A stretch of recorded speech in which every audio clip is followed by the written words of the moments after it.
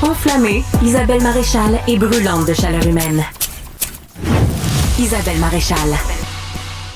Je le lis toujours avec beaucoup d'intérêt dans les pages du Journal de Montréal, mais c'est aussi un consommateur.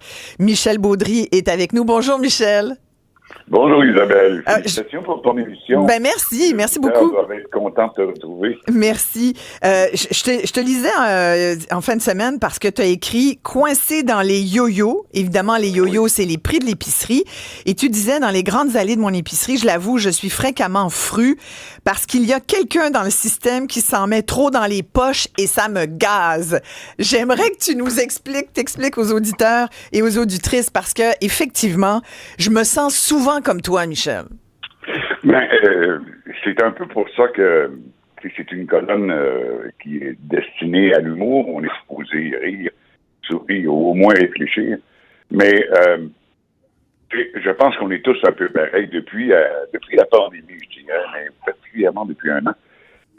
On fait le saut. On s'en va dans une allée, puis à un moment donné, on voit un produit, que ce soit une canne de soupe, des chips ou dans les légumes, c'est épouvantable, où on voit un prix qui a doublé. Et qui a même, des fois, c'est en peu de temps. Et ça devient, c'est presque insultant. Tu sais, moi, j'ai une blonde, là, mais j'ai plus d'enfants, tout ça. Mais je pense toujours aux jeunes familles. Puis je me dis, tu sais, une jeune famille avec un salaire moyen, avec 2 enfants. Puis quand je vois les épiciers, en fait, c'est les grandes chaînes d'épicerie, jouer avec les prix de même, je me dis, faire un budget pour une jeune famille, ça doit être épouvantable. Puis des fois, je trouve ça insultant. C'est ce que j'essayais d'exposer. C'est que des fois, ils te font un rabais à tout casser. Ouais. Ah, c'est le fun. Et la semaine d'après, c'est comme s'ils se reprenaient double prix, tu sais. Et je trouve que ça devient insultant. Et tu dis justement, pourquoi les chips, les bouteilles d'eau ou le fromage jouent-ils au yo-yo avec Bibi, ben oui. donc avec toi comme ça? Pourquoi le même dentifrice est-il 30% moins cher au Dolorama? Et pourquoi justement? Et puis tu dis aussi, c'est devenu risqué de tomber en amour avec une sauce, un dessert ou des patates en boîte parce que ça m'a tellement fait rire. Pourquoi? Parce que de but en blanc, le prix peut vous exploser en pleine face dès la semaine prochaine, sans aucune raison ou explication. C'est comme ça, toute une fidélité, chef. Et c'est vrai, t'as raison.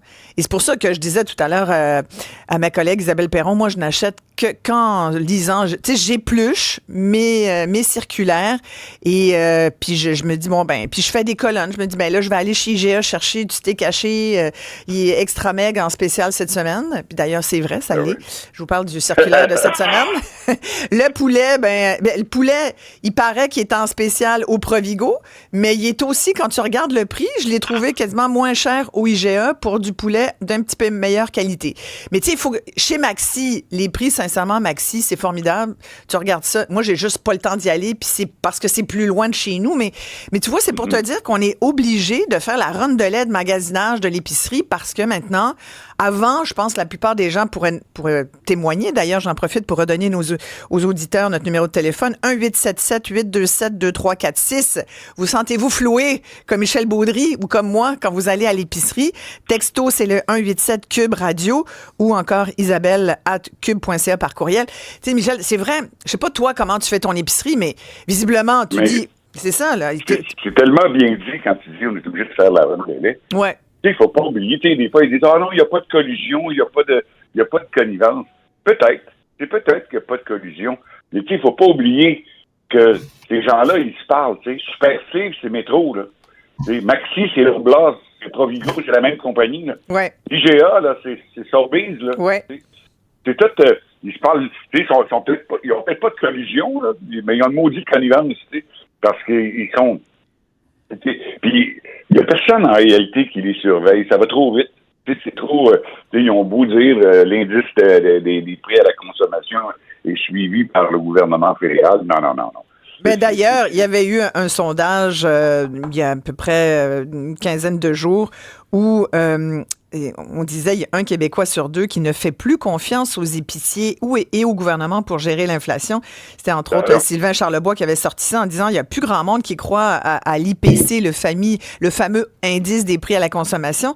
Et c'est vrai que les gens ont perdu confiance. Puis dans ton article, tu dis on apporte nos sacs, on lit vos circulaires, parce que tu parles aux épiciers, tu dis chers épiciers, on vous écoute comme des petits moutons bien dressés. On apporte nos sacs, on lit vos circulaires, on se tape la caisse libre-service, on achète des produits maison, on prend la carte privilège, on replace le panier dans la bonne file. Moi, je dirais, on emballe nos propres produits aussi.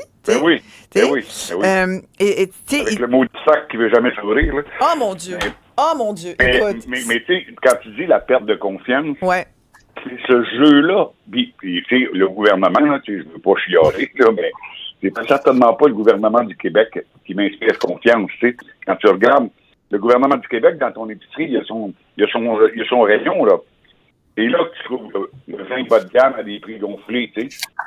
S'il te manque là, mais il va te pogner à sortir parce qu'autour de la caisse, c'est les billets de l'auto, tu sais. Alors, c'est lui qui est supposé t'aider. Il m'aide pas bien fort, je trouve. T'sais. Mais t'as raison. On a Mary qui est au téléphone. Bonjour. Bonjour, Isabelle. Écoute, moi, je sais que tu sais, il y a eu l'histoire avec le gouvernement. Là, ils ont essayé avec les multinationales pour qu'ils baissent les prix de nourriture. Oui. Il n'y a rien qui se passe. Fait que moi, j'ai adopté, ça fait 1 an, 2 ans, 3 ans. Je fais mon savon à linge, je fais ma mayonnaise, je fais même du beurre. Je suis capable de faire du beurre. Ah, vous faites votre beurre? Ben oui, je fais aussi, me suis fait du fromage mozzarella avec, j'ai acheté un litre de lait 3,25. J'ai fait une grosse boule de mozzarella.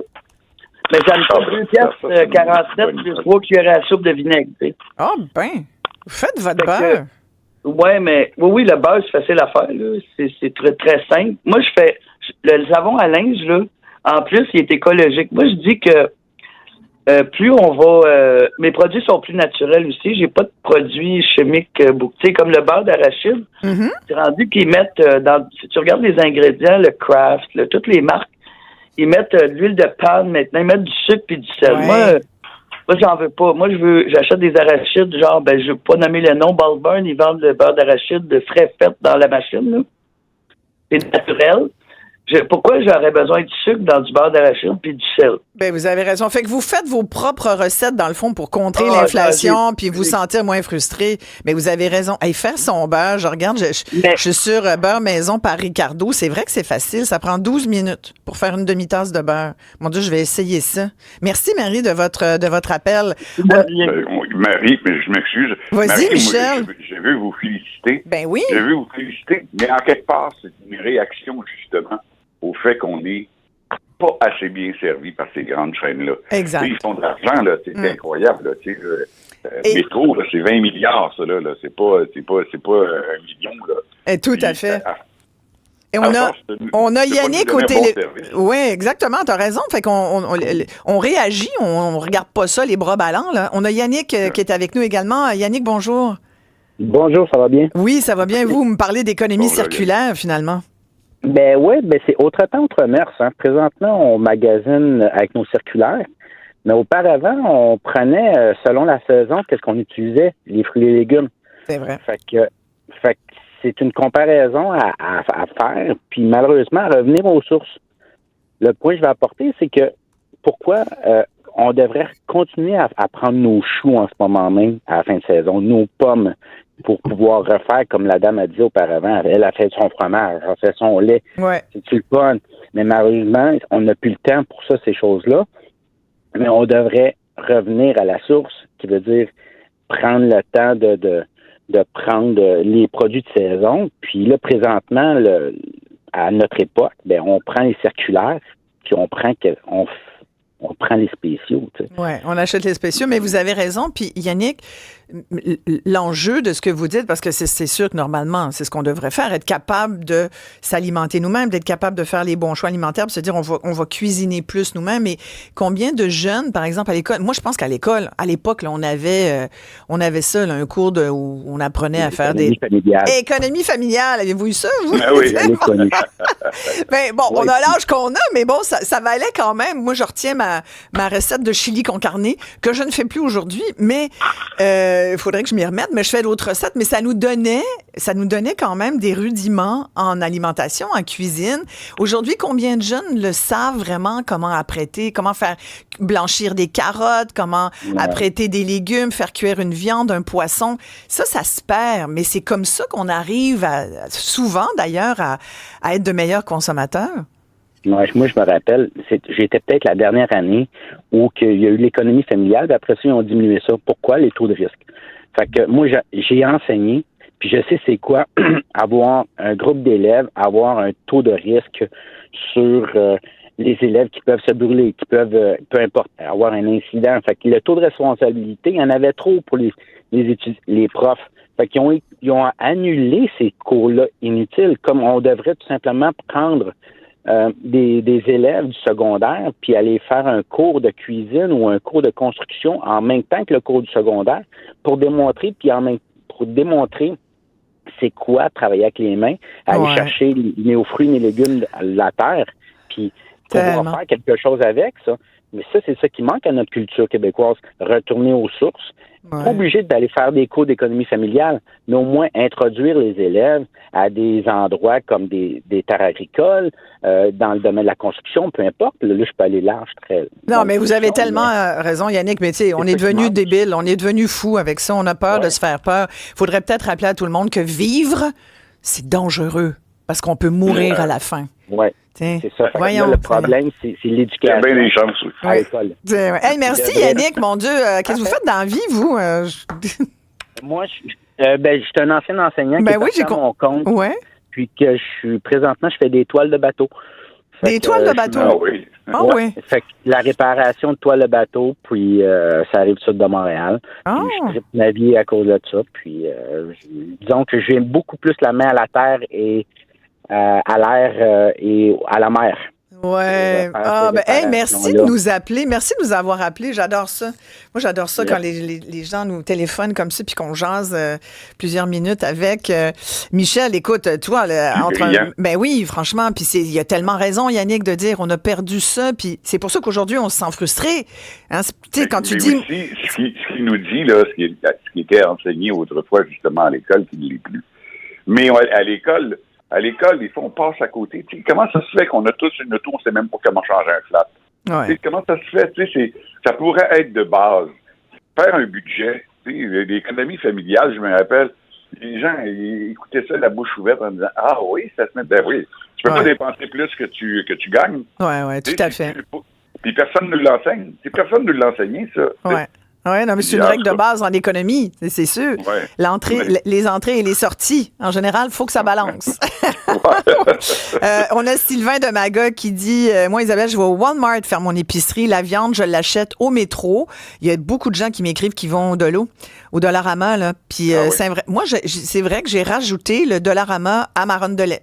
Il y a des affaires que je vais, comme par exemple, moi, j'aime beaucoup les craquelins de riz, puis parce que j'évite un peu le gluten, puis sincèrement, c'est là qu'ils sont les moins chers. Tu as des craquelins, les espèces de galettes de riz brun, biologiques même, en vente au Dollarama.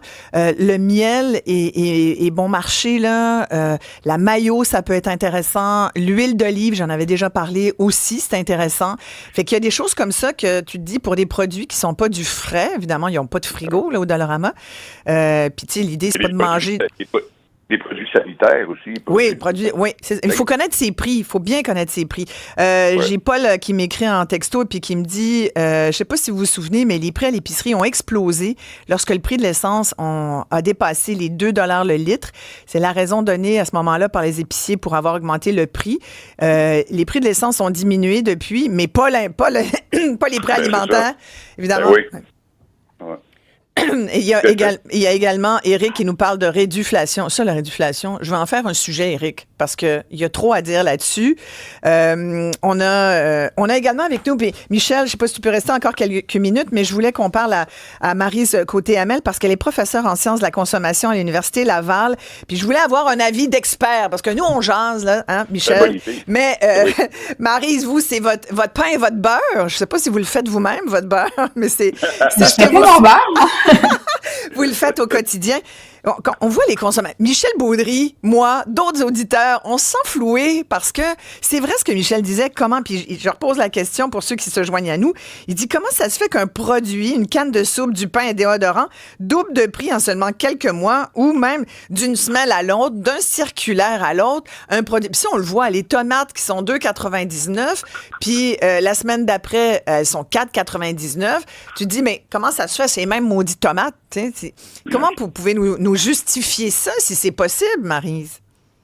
Ben en fait, la problématique, c'est que c'est multifactoriel. Donc, quand on parle de fruits et légumes, c'est sûr que l'hiver, on n'est pas des très gros producteurs. Avec notre climat, on le sait, c'est pas possible. On a des serres, bien sûr, mais on peut pas produire l'entièreté des fruits et légumes qu'on consomme.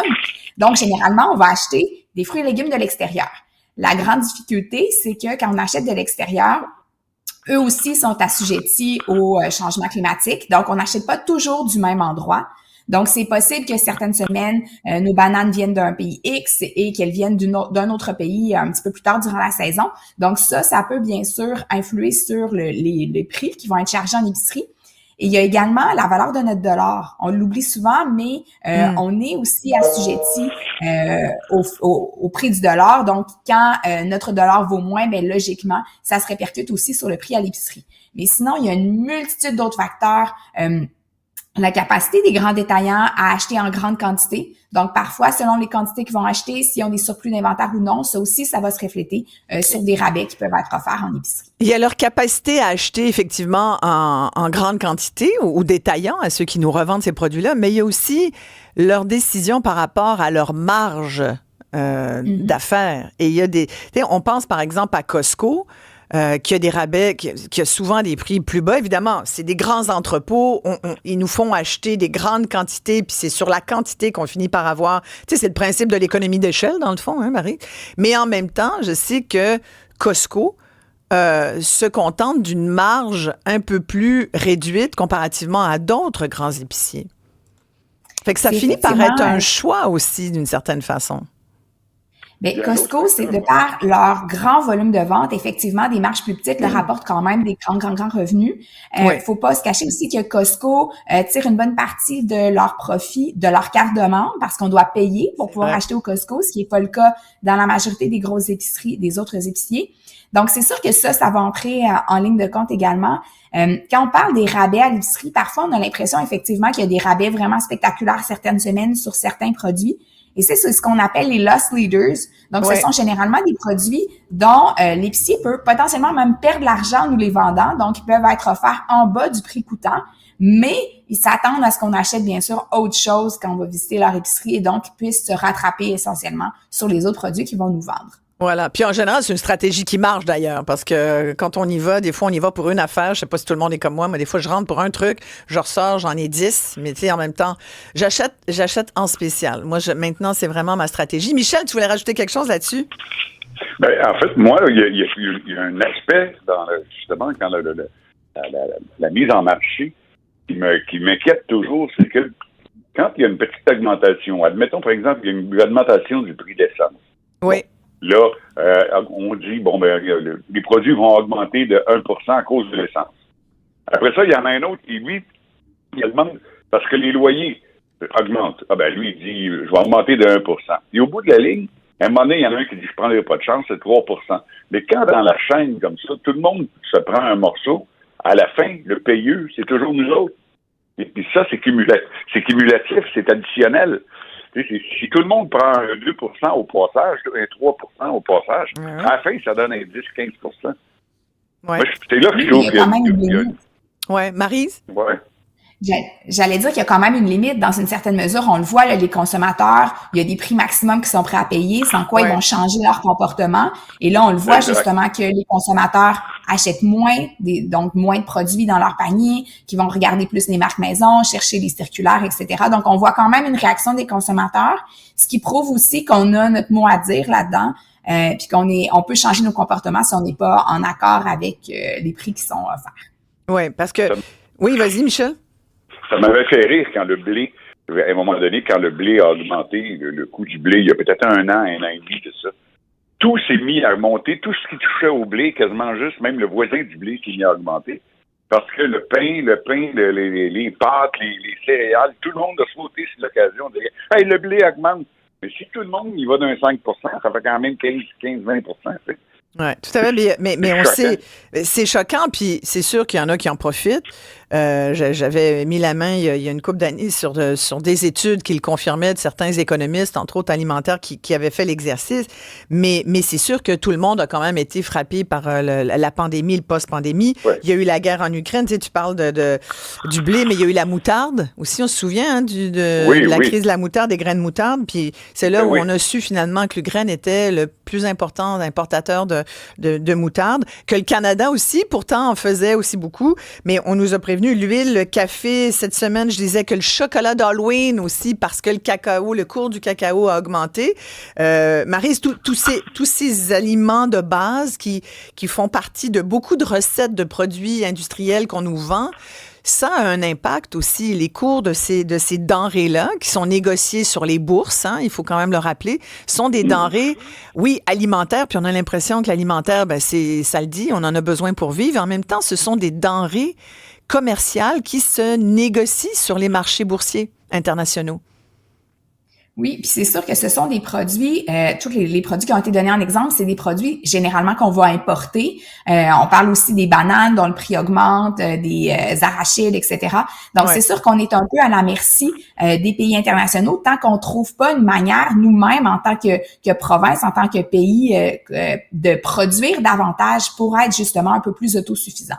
Ouais. J'ai Eric qui m'écrit les prix de l'huile d'olive, ça a juste plus de bon sens. Augmentation de 140 %. Mais il a tellement raison.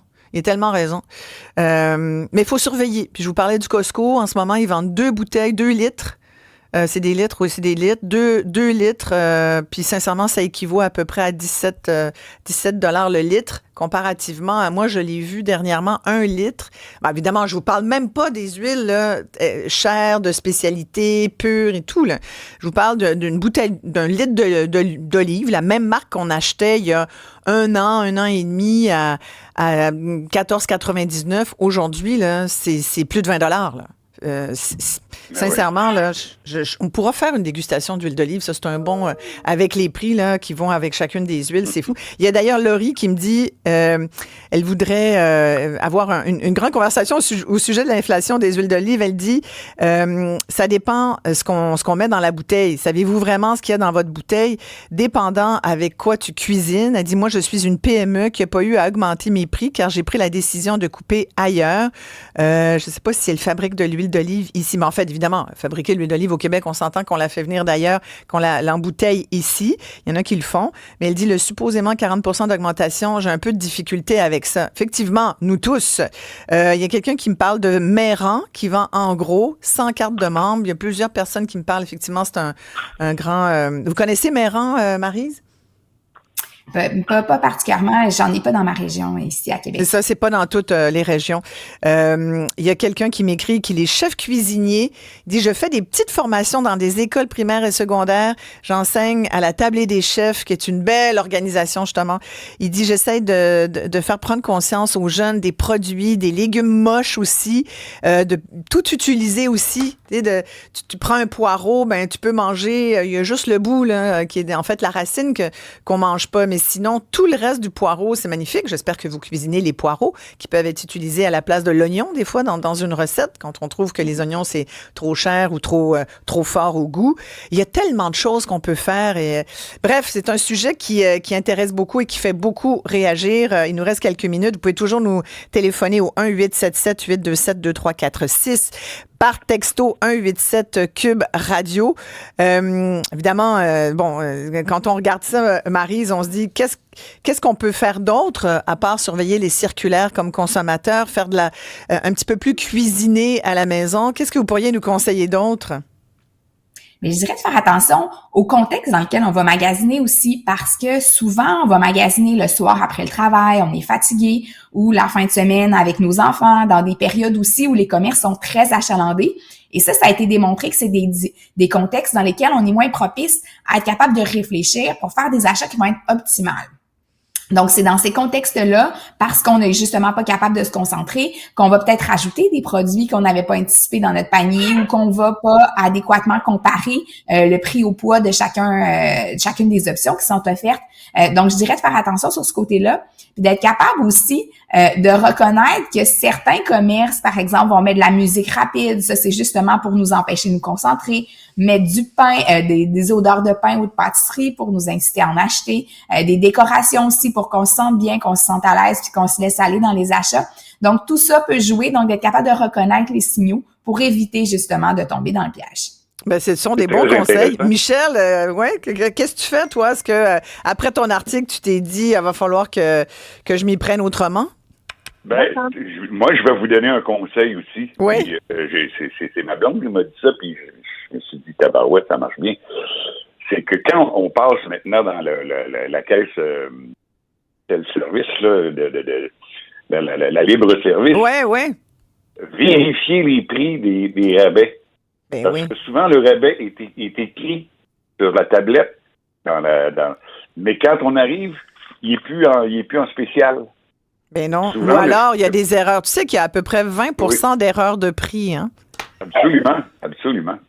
Donc, c'est vrai qu'il faut connaître ses prix. Puis, je l'ai déjà dit ici, si vous avez une erreur de prix sur un produit en bas de 10 $, on doit vous le donner. Le commerçant est obligé par la loi de protection du consommateur de vous le concéder. Donc, il est gratuit pour vous. Et au-delà de 10 $, vous payez la différence. On a Sonia qui est avec nous. C'est une ancienne représentante en alimentation. Bonjour, Sonia. Merci de nous appeler.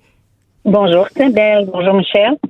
Bonjour. Moi, je fais des produits, principalement des produits québécois, dont des gens disent « Oh, c'est plus cher les produits québécois ». À chaque fois qu'on offrait un rabais, ben pas à chaque fois, faut pas généraliser, mais disons 95% des fois, nous, on offrait un rabais à l'épicier. Mais par contre, le consommateur, lui, voyait jamais ce rabais-là. Le rabais était appliqué moi, quand je vendais, là, mon c'est gérant... le détaillant se le mettait dans la poche, c'est ça que vous dites? Exactement. Ouais. Alors, souvent, en tant que représentante, il fallait, nous, aller voir la personne qui est en charge des étiquettes, puis nous mettre nous-mêmes. Ça, honnêtement, moi, ça me dérangeait pas.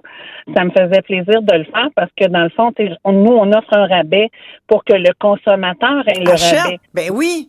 Mais le 95% des fois, si je n'étais pas capable de rejoindre la madame qui fait les étiquettes, qui me fasse mes étiquettes, puis que moi-même, je mette les étiquettes vis-à-vis mes produits sur les tablettes, le rabais n'était pas appliqué. Ben non, c'est sûr. Mais ça, c'est terrible parce que ça, c'est carrément, t'as le producteur, t'as celui qui fabrique le produit, souvent ici au Québec. Il y a des réseaux de distribution. C'est un peu complexe, là, quand même, toute l'organisation de l'alimentation, mais pour vous faire ça, pour vulgariser un peu, puis je pense que Sonia nous l'explique très bien, consentir des rabais quand le producteur, le fabricant consent un rabais, c'est pour que le consommateur soit attiré par son produit, qu'il l'achète plus, hein, Maryse, son produit. Puis là, le détaillant se dit, moi, le 1 piastre ou le 50 cents ou le 10 cents que tu veux donner au consommateur pour qu'il achète ton produit, je vais le prendre, moi. Hein? Ben oui. Il y a quelque chose de pas éthique là-dedans, là. Ben, exactement. C'est que, c'est ça. Fait que, tu sais, nous, dans le fond, ce que les gens voient en circulaire, les rabais qui sont en circulaire, c'est les rabais qui sont négociés avec le bureau chef. Ouais, mais quand vous allez à l'épicerie, puis même quand vous allez à la pharmacie, puisque j'ai travaillé dans ce domaine-là aussi, en épicerie, quand vous voyez des étiquettes rabais du gérant, là, rabais du gérant, ça, c'est pas négocié avec le bureau chef. C'est nous, les représentants, qui offrons un rabais à nos gérants et le gérant décide de l'appliquer. Mais comme je vous disais, la plupart du temps, nous, on offre un rabais pour faire connaître nos produits, pour faire la promotion de nos produits, puis aider le consommateur, mais ce rabais-là il se rend pas au consommateur. C'est fâchant, c'est frustrant pour vous, puis c'est fâchant, nous, aux consommateurs, d'entendre ça. Merci beaucoup, Sonia. On va garder vos coordonnées parce que c'est toujours utile d'avoir une ex-représentante en alimentation dans ses contacts. Merci beaucoup d'avoir pris la peine. Maryse, oui? J'aimerais juste ajouter que ce qui vaut la peine aussi, là, c'est, tu sais, dans plusieurs épiceries, moi, dans le quartier où est-ce que j'habite, il y a un Bonanza, puis il y a plusieurs épiceries qui commencent à faire ça aussi. Il y a toujours, surtout dans les fruits et légumes, consommation immédiate. Oui, c'est ça. Qui sont en gros rabais, puis ça peut valoir la peine. Oui, c'est vrai. D'ailleurs, dans certaines grandes chaînes d'alimentation, là, après 7 heures du soir, vous avez 50% sur les pizzas. Les pizzas maison, four à bois, là. Tu sais, des fois, t'as faim, tu sais pas quoi manger pour souper. Ça peut être une idée. Maryse Côté-Hamel, en terminant, je rappelle, vous êtes professeure en sciences de la consommation à l'Université Laval.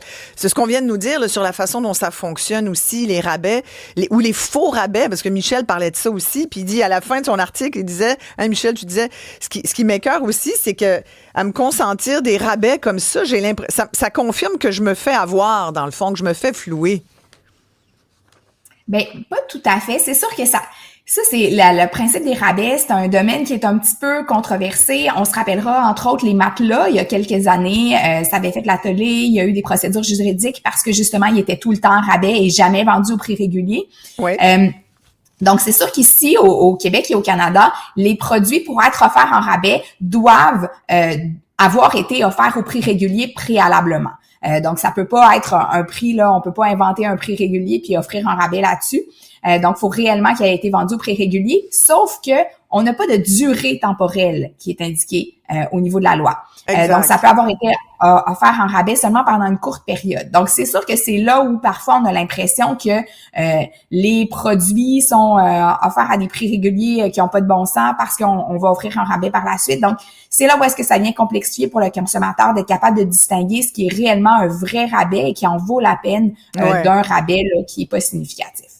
Maryse, merci beaucoup d'avoir pris le temps. Maryse Côté-Hamel, professeure en sciences de la consommation à l'Université Laval. Michel, il y a encore plein de gens là, qui réagissent. Michel Baudry a comme parti le bal avec son article en fin de semaine. Tu vois, Daniel dit, puis il y a beaucoup de gens qui ont accroché à ce que nous disait notre auditeur tout à l'heure, Yannick, là, l'enseignant là, qui faisait des toiles de bateau aujourd'hui.